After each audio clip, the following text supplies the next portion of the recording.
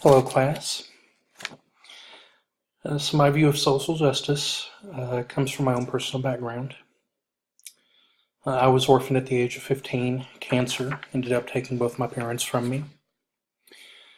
Since then, I've increasingly turned toward faith in the church, looking for help. Out of my own experience, however, I come to realize that the church just really isn't capable right now of the type of care that I was looking for. That's kind of what draws me to counseling. I want to set out to be part of the solution to that, to equip myself to be that help, and then to kind of carry that into a ministry context. I was seeking help. I was seeking help as a young kid who was at that point now lost, without my parents in the world, without a sense of guidance. I'll say this, that the church does some things well. I'm not going to knock it completely. Obviously, the funeral planning, the meal assistance, things like that are much needed ministries within the church. But after a time, those ministries are placed on the back burner. Those ministries kind of die away in situations after the funeral is over, after you've eaten all the food that the members deliver to your house. That ministry is no longer there offering that sort of support for you, and life just simply kind of returns to normal within the church. So there's no specialized guidance for, say, a 15-year-old who's without his parents, who's been a member of the church for a few years. He's leaning on the church to sort of be that guidance, and there's not really that level of guidance there. We were talking about what Bible verses seem to support this idea of social justice.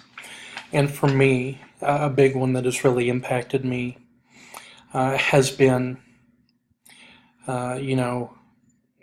this James 1 and verse 27. And James writes to us and says that this is pure and undefiled religion before God the Father. We're to look after orphans and widows in their distress and to keep ourselves unstained from the world.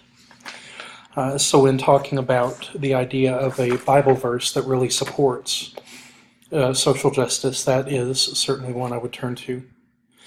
One thing I would be willing to do beyond incorporating my counselor training into a ministry role would be to perform some acts of education. Obviously, for me, I'm trying to equip myself to help primarily children in crisis situations. But I understand it's not just that. I can see a plethora of clientele from different backgrounds and different age groups. And so I think performing some acts of education would be one thing I could certainly do in the way of social justice. Some of our authors this week, Melchior and Gomez Bean from 2018, they outline how the current political landscape kind of informs and impacts their own counseling. It would affect my own counseling in much the same way right now here in the United States. We talk about the United States politics, we talk about immigration, and there is a big kerfuffle, if you will, about the immigration policy of this current administration and, say, separating children from their parents at the border. And that would be one situation that would impact my own counseling. Am I going to be called upon to counsel some of those children?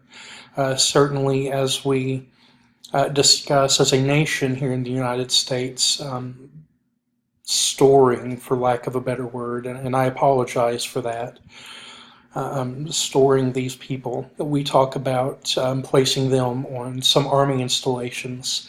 I know we have one in Oklahoma that was discussed would be a housing arrangement for these people, these undocumented immigrants, and them being so close to my own community. As a counselor, would I be called upon to work with these children who are separated from their parents?